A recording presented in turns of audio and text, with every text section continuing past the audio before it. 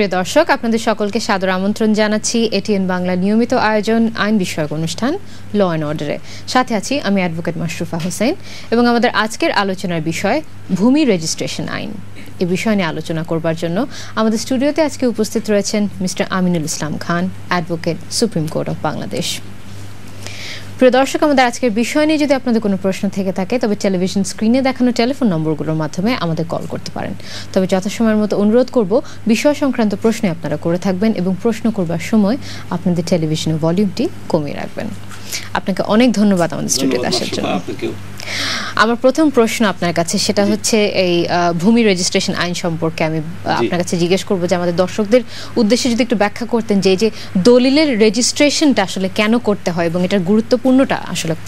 হ্যাঁ, ধন্যবাদ মাশরুফা, আপনি খুবই সুন্দর একটি প্রশ্ন করেছেন। আপনি বলেছেন যে দলিল কেন আমরা রেজিস্ট্রেশন করব। এই দলিলগুলো আপনি জানেন যে স্থাবর সম্পত্তি বা ভূমি সংক্রান্ত এই দলিলগুলো ম্যাক্সিমাম হয়ে থাকে, বেশিরভাগ দলিল। এই দলিলগুলো যদি আমরা সংরক্ষণ না করি তো ভবিষ্যতে কোনো কার্যক্রমে এটার কোনো নকল পাওয়া যাবে না, বা ভবিষ্যতে এটার আমরা কারোর কাছে হারিয়ে যেতে পারে, পুড়ে যেতে পারে, বা কোনোভাবে এগুলো নষ্ট হয়ে যেতে পারে। সেই দলিলের কপি সংরক্ষণ করা হয় এই জন্যই যে এটা যাতে ভবিষ্যতে পাওয়া যায়, সেই জন্যই রেজিস্ট্রেশনের ব্যবস্থা। আচ্ছা, এটাকে আপনি জানেন যে এটা একটা পাবলিক ডকুমেন্ট সরকারিভাবে সংরক্ষণের জন্যই আপনার রেজিস্ট্রেশন করতে হয় এবং এটি খুবই গুরুত্বপূর্ণ। আপনি যদি যে কোনো দলিল যদি আপনি রেজিস্ট্রেশন করে রাখেন তাহলে তার প্রিজার্ভেশনের দায়িত্ব কিন্তু আপনি সরকারের উপরে দিয়ে দিলেন। এখন আপনার ব্যক্তিগতভাবে আপনি যদি হারিয়ে ফেলেন তবু ওই রেজিস্ট্রেশনের কারণে ওই নম্বর নিয়ে গেলে আপনি 20 বছর পরে 50 বছর পরে ওই দলিলটি আপনি পাবেন। সেই জন্যই রেজিস্ট্রেশনের গুরুত্ব অপরিসীম। রাইট। তো আমরা যদি ভূমি রেজিস্ট্রেশন আইনের দিকে তাকাই তাহলে আসলে এই যে স্থাবর এবং অস্থাবর সম্পত্তির ব্যাপারটা যে আছে এটার বিষয়টা যদি একটু ক্লিয়ার করতেন যে স্থাবর আর অস্থাবর সম্পত্তি বলতে আমরা কি বুঝি। মাশরুফা, আপনি ঠিকই বলেছেন যে স্থাবর সম্পত্তি বলতে আসলে আমরা সবার মুখেই শুনি যে স্থাবর সম্পত্তি একটি বিষয় আছে। এই স্থাবর সম্পত্তিটা হলো যে আপনার ভূমিতে এবং ভূমিতে গ্রথিত অবস্থায় এবং ভূমির উপর দণ্ডায়মান অবস্থায় যে সম্পত্তিগুলো থাকে সেটাকে আমরা স্থাবর সম্পত্তি বলি। ধরে নিন আপনি একটা বিল্ডিং, এটা মাটির উপর দণ্ডায়মান আছে, এই বিল্ডিং সহ ওই মাটিটাকে আমরা তখন স্থাবর সম্পত্তি বললাম। আর অস্থাবর সম্পত্তি হলো যেটা চলাফেরা করে, মুভ করে, মুভেবল প্রপার্টি। আপনার এক জায়গা থেকে আরেক জায়গায় সরানো যায় সহজেই এবং দখল হস্তান্তরের মাধ্যমেই অস্থাবর সম্পত্তি হস্তান্তর করা যায় এক জায়গা থেকে আরেক জায়গায়। এটা অস্থাবর। হ্যাঁ, গাড়ি, আপনি কলম, আপনার হাতের কলমটাও কিন্তু অস্থাবর সম্পত্তি। জি, তো আমাদের টেলিফোন রয়েছে, আমরা আবার প্রশ্নে ফেরত আসছি। হ্যালো, ওয়ালাইকুম সালাম। ওয়ালাইকুম সালাম, শুনতে পাচ্ছি, বলুন। জি, আমি গণেশ বলছিলাম। জি, সেকেন্ডার গেচার থেকে। আচ্ছা, বলুন। জি, সেটা হলো যে জমি রেজিস্ট্রেশনের যে আইনটা আছে, সে বর্তমান যে আইনটা আছে এই আইনের মধ্যে অনেক কিছু পার্থক্য রয়েছে। তো আমি আইনজীবী সাহেবের কাছে একটু জানতে চাচ্ছি, সেটা হলো যে বাবা যে মুসলমান ধর্মে ছেলেরা যে জমিটা পায় মেয়েরা সেটা পায় না। আর আমি সংখ্যালঘু সম্প্রদায়ের একজন, আমি কিন্তু আমার বোনকে আমার জমিতে দিয়ে দিয়েছি, কিন্তু আমার বোন কিন্তু স্ত্রীর জমি পাবে না। এই ব্যাপারে আইনের কোন সংশোধন আনা উচিত কিনা, এটা আমি আইনজীবী হিসেবে একটু জানতে চাচ্ছি। জি, ধন্যবাদ প্রিয় দর্শক। জি, প্রিয় দর্শক, আপনি খুবই সুন্দর প্রশ্ন করেছেন যে আমাদের যে আইনটা, আপনি মুসলিম আইনের কথা বলেছেন, মুসলিম আইনে আপনি যে অংশের কথা বললেন সেটা আমাদের পবিত্র ধর্মীয় গ্রন্থ আল কোরআন, এই কোরআনই কিন্তু এই আপনার পার্টটা, শেয়ারের ব্যাপারটা কিন্তু আমাদের কোরআনেই কিন্তু বর্ণনা করা আছে। আমাদের কোরআনের একটি আয়াতে এই ব্যাপারে বর্ণনা করা আছে যে কার অংশ কিভাবে কোথায় যাবে এবং কে কতটুকু পাবে। আমাদের যে ধর্মীয়ভাবে যে ভাগটা এবং কোরআনিক যে ভাগটা, এটা খুবই সুন্দর। আপনি এর সংস্কারের আর প্রয়োজন পড়ে না, এজন্য যে আমাদের মেয়েরা কিন্তু আপনার দুই দিক থেকে সম্পত্তি পায়। তারা বাপের দিক সম্পত্তিরও ওয়ারিশ পায়, আবার বাবার সম্পত্তিও পায়, আবার কিন্তু স্বামীর সম্পত্তিরও সে ভাগ পাচ্ছে, ছেলের সম্পত্তিরও ভাগ পাচ্ছে। সেই কোরআনিক ভাগটা এত সুন্দর যে আমার মনে হয় যে এটা কোনোদিনই এটা আর সংস্কার করার প্রয়োজন হবে না। আর আপনি যেটা কথা বললেন যে কিছু কিছু আমাদের ধর্মের ব্যাপারে কিছু বলা আছে যে সেখানে নারীরা কোনো অংশ পাবে না, সেই বিষয়টা সেখানেও কিন্তু আইন আপনাকে সুযোগ দিয়েছে, আপনাকে বলেছে যে আপনি কিন্তু দানপত্রের মাধ্যমে আপনার স্ত্রী বা আপনার মেয়ে কন্যাকে আপনি কিন্তু দিয়ে যেতে পারেন। রাইট। এই রেজিস্ট্রেশন আইনেও কিন্তু সেই দানপত্রটা রেজিস্ট্রি করে তার সত্ত্ব আপনার কন্যা অথবা আপনার স্ত্রী যারা সম্পত্তি পায় না তাদেরকে আপনি হস্তান্তর করতে পারবেন। রাইট। আমাদের আরো প্রশ্ন আছে। হ্যালো হ্যালো জি হ্যালো, ভালো আছেন? জি ভালো আছি। আচ্ছা, এটা আপনাদের কাছে আমার আজকের যে কোয়েশ্চেনটা সেটা হচ্ছে যে একটা সময় ভারত বাংলাদেশ, জি, কিছু লোক ভারত বাংলাদেশ থেকে ভারতে চলে গেছে, ভারতে কিছু লোক বাংলাদেশে আসছে। রাইট। তো বাংলাদেশের যারা আছে তাদের যে প্রপার্টিটা, এটাকে আমরা এনিমি সম্পত্তি কিংবা পাওয়ার সম্পত্তি হিসেবে আমরা জানি। রাইট। কিছুদিন আগেও, আজ থেকে ধরুন 10 বছর আগেও আমাদের এই সম্পত্তিটা রেজিস্ট্রির একটা ব্যাপার ছিল। জি। বাট এখন কিন্তু এটা রেজিস্ট্রি হয় না এই সম্পত্তিটা, বা তাদের যে সম্পত্তিটা, এই সম্পত্তিটা কিন্তু এখনো বাংলাদেশ সরকারের একটা আইন করেছে। জি। বাট এটা এখনো প্রপারলি সেই সম্পত্তিটা লেনদেন হচ্ছে বা নেওয়া হচ্ছে, এটা এখন কিন্তু তারা একটা কোনো ধরনের রেজিস্ট্রির মধ্যে যেতে পারতেছে না। বাট এটার জন্য আইনগত কোনো সুবিধা আছে কিনা? আচ্ছা, ধন্যবাদ আপনার প্রশ্নের জন্য, খুব সুন্দর। আমাদের আরো কিছু প্রশ্ন আছে, আমরা একবার প্রশ্নগুলো নিয়ে নিই। হ্যালো, লাইনটা কেটে গেছে। হ্যালো, ওয়ালাইকুম আসসালাম। ওয়ালাইকুম আসসালাম, শুনতে পাচ্ছি, বলুন। আচ্ছা, আবার আমি একটা প্রশ্ন করতে যাচ্ছি। জি বলুন। যে হাজবেন্ডের ফ্ল্যাট নামে, জি ওগুলো না যাওয়ার পরে, জি, ওনার সন্তান এবং ওয়াইফ ওকে মালিক হবে কিনা, আচ্ছা, এবং অন্য কেউ দাবি করতে পারবে কিনা? আচ্ছা, একটা শুনতে পেরেছি। জি, ধন্যবাদ আপনার প্রশ্নের জন্য। আচ্ছা, প্রথম যদি প্রশ্নটাতে আসি আমরা, উনি বলছেন যে পার্টিশনের টাইমটাকে উনি রেফার করে বলেছেন যে বাংলাদেশ ইন্ডিয়ার ব্যাপার, যে যখন মানুষ এদিক থেকে সেদিক মুভ করলো পার্টিশনের সময়, তারপর আপনি তো শুনলেনই সম্পত্তির ব্যাপারটা। অত্যন্ত খুবই সুন্দর একটি প্রশ্ন করেছেন যে আপনার যখন আমাদের এই 1965 এর ওয়ার হয়, 1965 এর ওয়ারের সময় আপনার ভারত পাকিস্তান যখন যুদ্ধ হয়, তখন কিছু লোক এই দেশ থেকে ভারতে চলে যায়। রাইট। আবার 1971-এ যখন ওয়ার হয় তখন কিছু পাকিস্তানি লোক এই দেশ থেকে পাকিস্তানি চলে যায়, বা বাংলাদেশি লোক কিছু পাকিস্তানে চলে যায়। এরকম সম্পত্তিগুলো এটাকে বলে আপনার আইনে কিন্তু ভেস্টেড প্রপার্টি বা অর্পিত সম্পত্তি বা শত্রু সম্পত্তি, আপনি যে নামেই বলুন, এগুলো হয়েছে। এবং উনি যেটা অভিযোগ করেছেন যে এই সম্পত্তি প্রত্যার্পণের জন্য যে আইন হয়েছে, যে অর্পিত সম্পত্তি প্রত্যার্পণ আইন 2001, সেটাতে আপনার সুস্পষ্টভাবে বলেছে যে আপনার কিভাবে এই সম্পত্তিটা আবার যাদের সম্পত্তি তাদের ওয়ারিশ যদি এখানে থাকে বা মালিকদের কেউ যদি থাকে, সেই সম্পত্তি ফেরত পাবে কিভাবে। সেই আইনে সুস্পষ্টভাবে বলা আছে যে আপনার অর্পিত সম্পত্তি ট্রাইব্যুনাল করে দিয়েছে গভর্নমেন্ট, এবং ট্রাইব্যুনালে মামলা করে আপনার কিন্তু মালিকানা প্রমাণিত করতে পারলে ভেস্টেড প্রপার্টি কিন্তু যার সম্পত্তি তাকেই মালিক, তিনি মালিক হবেন। এবং আপনি জানেন যে বর্তমানে উনি থাকুক এখানে না থাকুক সেটা কোনো ম্যাটার করছে না, সেখানে ফ্যাক্টর না। আরেকটা বলেছেন যে বর্তমান গণতান্ত্রিক সরকার আপনার যে বিষয়টা করলো সেটা হলো যে আপনার খ তফসিলভুক্ত যে অর্পিত সম্পত্তি ছিল সেটা কিন্তু আপনার সরাসরি মালিকদের হস্তান্তর করেছে। কারণ আপনি জানেন যে 75 সালের পরেও অনেক ভেস্টেড প্রপার্টি করা হয়েছে, যেটা আসলে আইনত চলে না। এরকম বহু সম্পত্তি শুধু হিন্দু বা বিশেষ নাম দেখে তাদেরকে আপনার ভেস্টেড প্রপার্টি করা হয়েছিল। সেই প্রপার্টিগুলো কিন্তু এই গণতান্ত্রিক সরকার কিন্তু আপনার সেটা কিন্তু ফেরত দেওয়ার ব্যবস্থা করেছে মূল মালিকদের কাছে। ওইটা কিন্তু গ্যাজেট করে আলাদা করে দিয়েছে যে না, তাদের অর্পিত সম্পত্তি ট্রাইব্যুনালে মামলা করতে হবে না, কোথাও মামলা করতে হবে না, তারা কিন্তু সরাসরি আপনার তাদের সম্পত্তিটা ফেরত পাবে। আর দ্বিতীয় প্রশ্ন যেখান থেকে এসেছিলেন আমাদের সম্মানিত দর্শক যে প্রশ্নটা করেছেন সেটা হলো যে উনি বলেছেন যে একজনের ফ্ল্যাট, ওনার হাজবেন্ডের নামে ফ্ল্যাট, সেটা ওনার মেয়ে আছে, এবং কয়জন মেয়ে সেটা উনি বলেন নাই যে মেয়ে পাবে কিনা।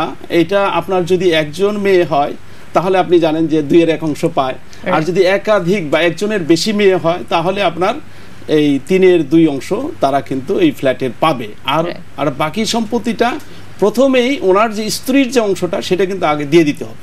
তো স্ত্রীর অংশ দিলেন, তারপরে ধরে নিলাম 3/2 অংশ দিলেন, তারপরে সামান্য যে সম্পত্তিটুকু থাকবে সেটা যে হাজবেন্ডের আপনার ফ্ল্যাট তার তার যে ভাই আছে, বোন আছে, সেদিকে চলে যাবে। রাইট, ওই সেভাবে ইনহেরিটেন্সে চলে যাচ্ছে। রাইট, আমাদের আরো ফোন রয়েছে। হ্যালো, আসসালামু আলাইকুম। ওয়ালাইকুম আসসালাম। জি বলুন প্লিজ, শুনতে পাচ্ছি আমরা। হ্যালো, জি শুনতে পাচ্ছি, বলুন। হ্যালো, জি শুনতে পাচ্ছি, বলুন। জি জি ম্যাডাম, আমি বলতে চাইতেছি যে আমাদের বাংলাদেশ একটা গরিব দেশ। আমাদের এই ক্ষুদ্র দেশে 17 কোটি অথবা 16 কোটি লোকের বসবাস, কিন্তু ভূমি রেজিস্ট্রেশন, যারা ভূমি রেজিস্ট্রেশনের অফিসে চাকরি করে ভূমি রেজিস্ট্রেশন আপনার যারা কর্মকর্তা করে, তারা আপনার অল্প সময় 1-2 বছর চাকরি করলে কোটি কোটি টাকার মালিক। এই যে একটা দুর্নীতি, ওইটা কি আপনার যে কোনো একটা আইনের মাধ্যমে অথবা আপনার সাধারণ জনগণকে সততার মাধ্যমে যে কিছুটা স্পষ্টভাবে একটু ভালোভাবে সেবা দেওয়া যায় কিনা, এই বিষয়টা একটু মানে আইনের আওতায় এটা আনা যায় কিনা, ওই বিষয়ে আমার একটা প্রশ্ন। আচ্ছা, ধন্যবাদ আপনার প্রশ্নের জন্য। দেখবেন যে ভূমি রেজিস্ট্রেশন আইন মন্ত্রণালয়ের অধীনে হলো, কিন্তু আইনটা কিন্তু আসলে তারা নিজেরাই বন্ধ করছে। আপনার এরকম একটা দলিল বাংলাদেশে আমার মনে হয় না যে আছে যে ঘুষ ছাড়া আপনার একটা দলিল হয়। আপনারা এই বিষয়টা আইনের আওতায় আনলে এবং গরিব মানুষকে সেবাটা দেওয়া যায় কিনা একটু দেখবেন। ধন্যবাদ। ধন্যবাদ। আমাদের আরো ফোন রয়েছে। হ্যালো, হ্যালো, হ্যালো, আসসালামু আলাইকুম। ওয়ালাইকুম আসসালাম। আমার প্রশ্ন হচ্ছে স্যারের কাছে। জি, আমি আবার হচ্ছে জি বলুন। আমি একটা জমিন কিনছি আপনার কেরানীগঞ্জে, ভলিউম অফিস RS CS এবং ভলিউম সব চাষাই করে একটা জমি কিনছি আজ থেকে 15 বছর আগে। আচ্ছা, তারপর হচ্ছে ব্যাপার হচ্ছে কি, তো এখন ওই ভলিউম গুলো কি করছে, আমার বিরোধী পক্ষে টাকা পয়সা দিয়া এই ভলিউম গুলো কেটে ফেলেছে, ফেলে দিয়া ওর আমার বিরোধী পক্ষের নাম খুঁজিয়েছে, ওখানে অ্যাটাচ করছে, মানে রেকর্ড চেঞ্জ করে অ্যাটাচ করে এখন উনি আমার নামে মিসটেক করছে যে আমার নাম যদি পাস করে ওনার নাম যদি বহাল রাখার জন্য। এখন আমি এটা নিয়ে মামলা চলতেছে, কিন্তু এখন মামলা চলতেছে এটা এখন এটা কি করতে পারি? আচ্ছা, ধন্যবাদ আপনার প্রশ্নের জন্য। আমাদের আরো একটা ফোন রয়েছে। হ্যালো, হ্যালো, আসসালামু আলাইকুম। ওয়ালাইকুম আসসালাম। হ্যালো, শুনতে পাচ্ছি, বলুন প্লিজ। আমার 4টা বাচ্চা, একটা পালিত আর কি। আচ্ছা, 4টা বাচ্চা, একটা পালিত আর কি। একটা পালিত। আচ্ছা, একটা পালিত। আচ্ছা, একটা পালিত বাচ্চা। জি শুনতে পাচ্ছি। ওই আমার 60 শতক জায়গা, জি, বিল্ডিং সহ। এখন আমার বাচ্চাটা কিভাবে মালিকানা হবে? মানে আপনার যে পালিত বাচ্চা, সে কিভাবে মালিকানা পাবে সেটা তো? হ্যাঁ। আচ্ছা, জি, ধন্যবাদ আপনার প্রশ্নের জন্য। আমরা আমাদের প্রিয় দর্শক প্রথম যিনি প্রশ্ন করেছিলেন তার ব্যাপারে চলে যাই। উনি যে বলছিলেন যে রেজিস্ট্রেশন আইনে বা এমন কোনো আইন করা যায় কিনা যে রেজিস্ট্রেশন অফিসাররা যে ইলিগেলি তারা যে পয়সাটা আয় করেন বা রেজিস্ট্রেশন অফিসের যে লোকজন তারা যে পয়সাটা আয় করেন সেটা বন্ধ করা যায় কিনা। আর 16 কোটি লোকের দেশে উনি বলছিলেন যে এই সামান্য কয়েকজন রেজিস্ট্রেশন অফিসার কোটি কোটি টাকার মালিক হবে, সেটা আসলে আপনি জানেন প্রিয় দর্শক, আপনি জানেন যে ইতিমধ্যে অ্যান্টি কারাপশন আইন বা এই দুর্নীতি দমন আইন 2004 এবং 1947 সালের দুর্নীতি দমন আইনের আপনার যে ইফেক্ট বাংলাদেশে ইতিমধ্যে প্রভাব পড়তে শুরু করেছে। এবং আপনি জানেন ইতিবাচক দিক হলো এটা যে বর্তমান সরকারের কথা বারবার আমার কথায় আসে, সেটা হলো যে এই সরকার আপনার সুনির্দিষ্ট করে দিয়েছে যে আগে যে টাকাটা ক্যাশ দিতে হইতো সেই টাকা কিন্তু এখন ব্যাংকে জমা দিতে হয়। সেটা আপনি জানেন মাশরুফা, যে আপনার 3% স্ট্যাম্প টাকা এবং রেজিস্ট্রেশন ফি 2.5%, স্থানীয় কর হলো 3% এবং আপনার ভ্যাট হলো 3%। এই যে টাকাটা 11.5% কোন কোন জায়গায় স্থানীয় কর কম দেখে ওখানে 9.5% বা 10%, 10.5% এরকম টাকাটা আপনার সরাসরি এখন ব্যাংকে জমা দিতে হয়।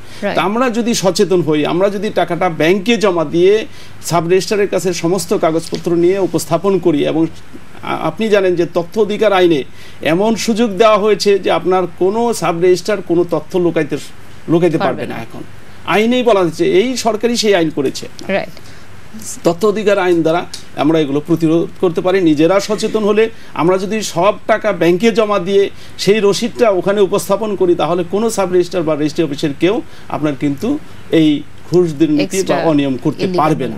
আর দ্বিতীয় ভাই যে কোশ্চেনটা করেছিলেন ক্যানিগঞ্জ থেকে আমাদের দর্শক, উনি বলেছিলেন যে ওনার রেকর্ডটা উনি বালাম বই দেখে বা ভলিউম দেখে উনি ক্রয় করে তারপরে দেখলেন যে ওনার বিরোধী পক্ষ ওনার ভলিউম চেঞ্জ করে এটা অন্য নামে আবার বিরোধীদের নামে করে নিয়ে গেছেন। আমার ভাই যেটা জানেন না, প্রিয় দর্শক, উনি যেটা জানেন না সেটা হলো যে আপনার এই রেকর্ডটা কিন্তু এক জায়গায় থাকে না। আপনার এই রেকর্ডটা আপনার 4টা অফিসে সংরক্ষিত থাকে, এবং কালেক্টরের অফিসে মানে জেলা প্রশাসক অফিসে যদি আপনি খোঁজ করেন, সেখানে যে রেকর্ড আছে CS, SA, RS রেকর্ড, সেটা সংশোধনের ক্ষমতা কিন্তু বা সেটা পরিবর্তনের ক্ষমতা কিন্তু আপনার বিরোধী পক্ষের নাই। সেটা খুবই ভালোভাবে সংরক্ষিত, সেটা সংশোধন করতে পারবে না। কাজে আপনার তহসিল অফিসের রেকর্ড যদি সংশোধন করেও থাকে, আপনি কিন্তু DC অফিস থেকে বা কালেক্টর অফিস থেকে আপনি কিন্তু ওই রেকর্ডটা পেতে পারেন। কাজে আমার দর্শককে আমি অনুরোধ জানাবো, আপনি যেন DC অফিসে যে ওই রেকর্ডগুলো CS, SA, RS রেকর্ডগুলো আপনি আবার পুনরায় নকল তুলেন, এবং এখান থেকে তো যদি দরকার হয় রেকর্ড কারেকশনের মামলাও করতে পারেন। হ্যাঁ, সেটাও মামলা, উনি বলছেন যে মামলা বিচারাধীন আছে, যেহেতু মামলা বিচারাধীন আছে, এই বিষয়ে মামলার বিষয়ে আমরা আর কথা বলতে চাই না। ওনাকে সুপরামর্শ হলো উনি যেন এই রেকর্ডগুলো আবার কালেক্টর অফিস থেকে তোলার চেষ্টা করেন। এবং আমাদের থার্ড যে প্রশ্নটা, জি আরেকটা প্রশ্ন আমাদের দর্শক করেছেন যেটা খুবই গুরুত্বপূর্ণ, সেটা হলো যে উনি কিন্তু কোন ধর্মের লোক, আমার প্রিয় দর্শক কিন্তু সেটা বলেন নাই, কিন্তু আমাদের মুসলিম আইনে আপনি জানেন যে দত্তক বা পোষ্য গ্রহণ করা কিন্তু নিষিদ্ধ। আইনে এটা কিন্তু সাপোর্ট করে না, আমাদের মুসলিমের পার্সোনাল ল এটা সাপোর্ট করে না। তারপরেও আপনার এই রেজিস্ট্রেশন আইনে সাপোর্ট করার ব্যাপারটা হচ্ছে যে আপনি তাকে কাউকে আপনি অ্যাডপ্ট করে তাকে ওয়েলফেয়ার মানে তার ওয়েলফেয়ারের জন্য আপনি করতে পারবেন, তাকে আপনার সন্তানের ইকুয়াল স্ট্যাটাসটা আসলে দিতে ডিসকারেজ করছে। আমরা জীবিত থাকতেই হয়তোবা তার নামে দলিল করে তাকে দিতে হবে। আর যদি আপনি হিন্দু ধর্মের বা অন্য ধর্মের হয়ে থাকেন, তাহলে কিন্তু আপনার দত্তক সন্তান আপনার এই পুত্রের সমানই কিন্তু অংশ পাবে, সেটা কিন্তু হিন্দু আইনে আবার বলা আছে। হ্যাঁ, বলা আছে, সেটা ডিফারেন্ট আসলে। তো এখানে ম্যাটার করছে রিলিজিয়নটা কি হবে। আমাদের আরো ফোন রয়েছে। হ্যালো, আসসালামু আলাইকুম। ওয়া আলাইকুম আসসালাম। জি, আমার একটা প্রশ্ন ছিল। জি, এটা হলো 1956 এ আমার বাবা একটা জমি কিনেছিলেন। রাইট। সেটা 1987 কি 88 তে এপিভুক্ত করা হয়েছে। আচ্ছা। হ্যাঁ, সেটা আমরা জানতাম, মানে অ্যাবেন্ডন করা হয়েছে, অ্যাবেন্ডন প্রপার্টি। তো আমরা এটা যাওয়ার পর আমি জেলা প্রশাসক কার্যালয়ে একটা আবেদন করছিলাম এপিভুক্ত কেটে, মানে আমাদের রেভিনিউটা নেওয়ার জন্য। রাইট। সো রেভিনিউটা নেওয়ার জন্য ওনারা আমাকে একটা সার্ভেয়ার যিনি ছিলেন, উনি বলছেন যে ওনাদেরকে কিছু টাকা দিলে ওনারা এই জিনিসটা সলভ করে দিতেন, অর্থাৎ এপিটা কেটে আমাদের রেভিনিউটা নিতে হবে। কিন্তু অ্যাকচুয়ালি উনি সেটা করেন নাই, উনি আমাদের কাছ থেকে টাকাও নিয়েছেন কিন্তু আমাদের কাজটা করেন নাই। আমি জানতে চাচ্ছিলাম অ্যাকচুয়ালি আমি কোথায় গেলে এই সমস্যাটা সমাধান পাবো, কার কাছে গেলে? আচ্ছা, ধন্যবাদ আপনার প্রশ্নের জন্য। হ্যাঁ, ধন্যবাদ প্রিয় দর্শক। আপনার আমাদের আইনে কিন্তু অর্পিত সম্পত্তি আইনে কিন্তু সুস্পষ্টভাবে বলা আছে, বা অ্যাবান্ডন প্রপার্টি যে আইন আছে সেখানেও অ্যাবান্ডন প্রপার্টি অর্ডার আছে 1970, সেটাও কিন্তু সেখানেও কিন্তু সুস্পষ্টভাবে বলা আছে যে আপনার যে সম্পত্তিটা যেটা ভুলক্রমে আপনি বলছেন যে আপনার এটা অ্যাবান্ডন হয়ে গেছে, অ্যাবান্ডন আসলে ছিল না। এটা আপনার বাংলাদেশি কোনো নাগরিকের সম্পত্তি কিন্তু অ্যাবান্ডন হওয়ার বিধান নাই, আইনের বিধান নাই। আপনার যে জাতীয় পরিচয়পত্র আছে এবং আপনার পিতা মাতা তাদের জাতীয় পরিচয়পত্র নিয়ে আপনার সম্পত্তির কাগজ নিয়ে আপনি কিন্তু অ্যাবান্ডন প্রপার্টির জন্য সেটেলমেন্ট কোর্ট আছে, সেখানে যেতে পারেন। আর অর্পিত সম্পত্তি ভেস্টেড প্রপার্টি যদি হয়, তাহলে আপনি ডিসি জেলা প্রশাসক মহোদয় বরাবর আবেদন না করে আপনি যদি অর্পিত সম্পত্তির ট্রাইব্যুনাল আছে, এখন প্রত্যেক জেলায় অর্পিত সম্পত্তি ট্রাইব্যুনাল আছে, সেই ট্রাইব্যুনালে যদি আপনি মামলা করেন, তাহলে আপনার সম্পত্তি কিন্তু আপনি ঠিকই ফেরত পাবেন। রাইট। আমাদের আরো কিছু প্রশ্নকারী আছে। হ্যালো, আসসালামু আলাইকুম। ওয়ালাইকুম আসসালাম। আমি ফরাদ আলম, রংপুর থেকে। জি বলুন প্লিজ।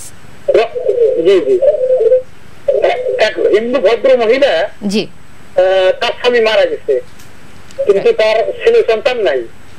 এই মহিলা কি সে সম্পত্তি হস্তান্তর করতে পারবে? আচ্ছা, ধন্যবাদ। কিন্তু তার আবার আছে, দায়িত্বরা আছে তার। জি, প্রিয় দর্শক, আপনি যেটা বলেন নাই সেটা হলো যে আমরা যেটা জানা আমাদের, আমরা এখানে কোশ্চেন করে জেনে নিই, সেটা হলো যে আপনার যে হিন্দু মহিলার কথা বলছেন, ওনার স্বামী মারা গেছে, সম্পত্তিটা ওনার নামে হস্তান্তর করেছে কিনা সেটা আপনি বলেন নাই। আর যদি না করে থাকে তো ওনার ছেলে সন্তান নাই, ঠিক আছে, ওনার ভাই আছে বা ভাইয়ের ছেলে আছে, বা আপনি বলছেন যে অন্য ওয়ারিশ আছে, কিন্তু আপনার জীবন সত্য কিন্তু উনি পাবে। হিন্দু আইনে কিন্তু সুস্পষ্টভাবে বলা আছে যে আপনার যতদিন ওই স্ত্রী জীবিত থাকবে উনি নিজে এটা ভোগ করবে।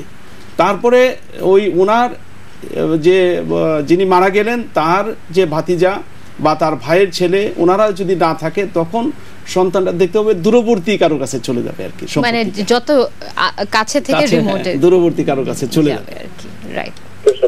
Hello, hello. আসসালামু আলাইকুম। ওয়ালাইকুম আসসালাম। হ্যালো। হ্যালো, শুনতে পাচ্ছি, বলুন। হ্যাঁ, আমার একটা প্রশ্ন আছে। জি বলুন প্লিজ।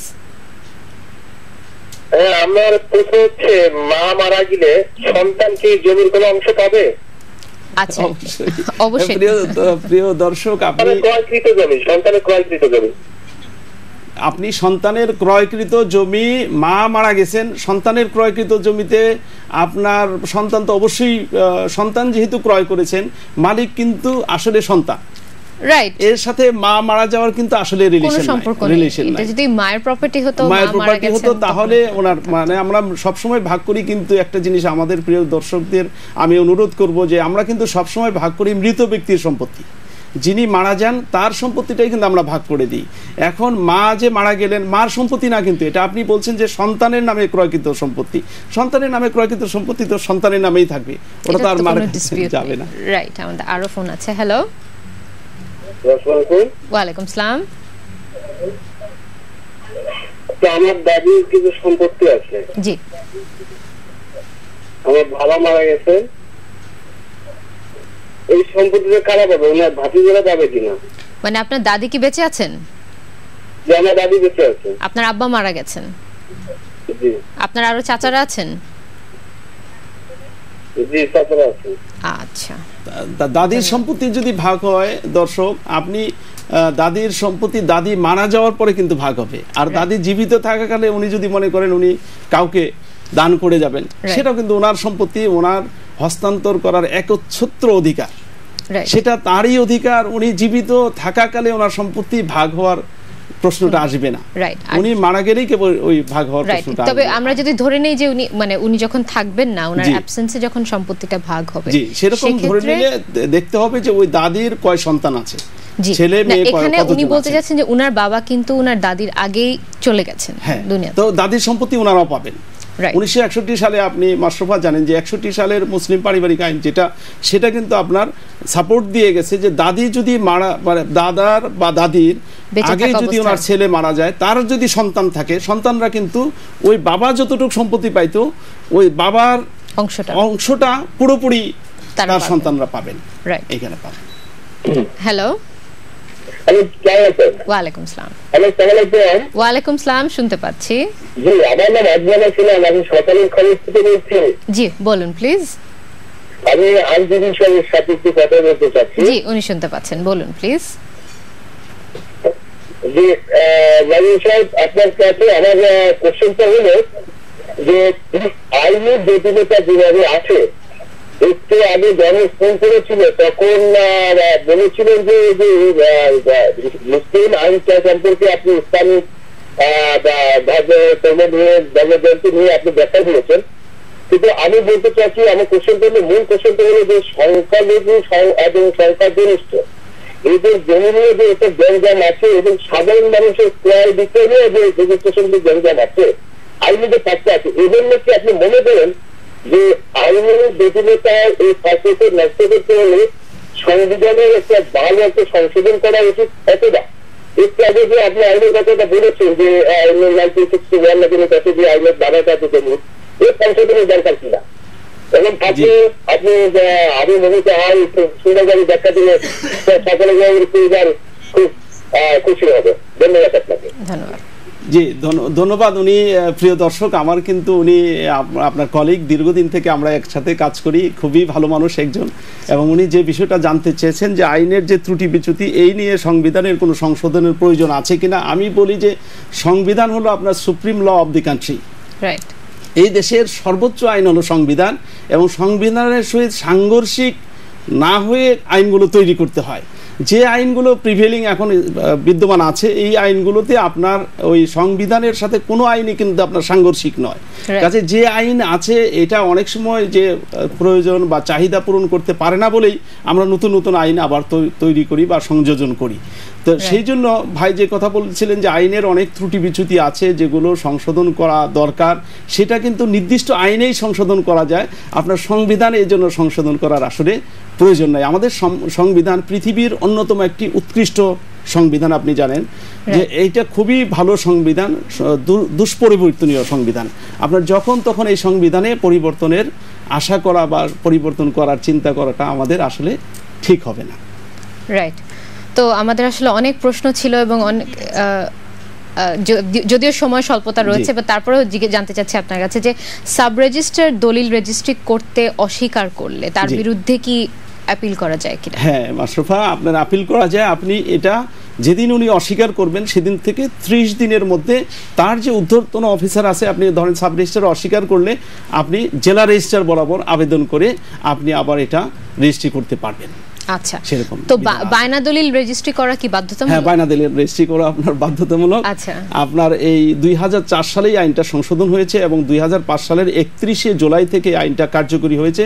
আপনি জমি সংক্রান্তে যদি কোনো বায়না করেন, এই বায়না দলিলটা অবশ্যই কিন্তু আপনার রেজিস্ট্রি করতে হবে। না রেজিস্ট্রি করলে সেই খোলা বায়না নিয়ে আপনি আবার ওই দলিলটা যদি দাতা না দিতে চায়, এটা তাকে বাধ্য করতে পারবেন না। আদালত দ্বারা তাকে, আদালত কর্তৃক তাকে বাধ্য করতে পারবেন না আপনি দলিল রেজিস্ট্রি করে। তো আর হেবা দলিলের কি অবস্থা? সেটাও কি রেজিস্ট্রি করতে হয়? আপনার আইনে যেটা বলা হয়েছে যে হেবা দলিল এবং দানপত্র দলিল আপনার এটা রেজিস্ট্রি করতে হবে। শুধু বন্ধকি দলিলের ব্যাপারে একটি মজার ব্যাপার আছে, সেটি হলো যে আপনার বন্ধকি দলিলও কিন্তু মর্টগেজ ডিড কিন্তু আপনার রেজিস্ট্রি করতে হয়, কিন্তু রেজিস্ট্রেশন ভ্যালুটা আপনি কোনটা ধরবেন, এটা জমির যে মূল্য সেটা কিন্তু আপনার রেজিস্ট্রেশন ভ্যালু ধরা হয় না। এইখানে ধরতে হয় মর্টগেজের বিনিময়ে আপনি যে লোনটা ব্যাংক থেকে নিলেন, যতটুকু টাকা আপনি ব্যাংক থেকে নিলেন সেটাকেই জমির মূল্য ধরে তারপরে রেজিস্ট্রি করে। রাইট। আমরা খুব একটা সুন্দর ডিসকাশনের মধ্যে ছিলাম, আরো অনেক প্রশ্ন ছিল, বাট তারপর আবার বলছি আপনাকে আবার অনেক ধন্যবাদ আমাদের স্টুডিওতে আসার জন্য। আপনাকে ধন্যবাদ মাশরুফা। প্রিয় দর্শক, আশা করি আমাদের আজকের এই অনুষ্ঠানের মাধ্যমে এই গুরুত্বপূর্ণ বিষয়টি নিয়ে আপনারা কিছুটা হলেও জানতে পেরেছেন। এরকম আরো অনেক বিষয় নিয়ে ফিরে আসবো আপনাদের সামনে। দেখতে থাকুন ল অ্যান্ড অর্ডার। দেখা হবে আবারও।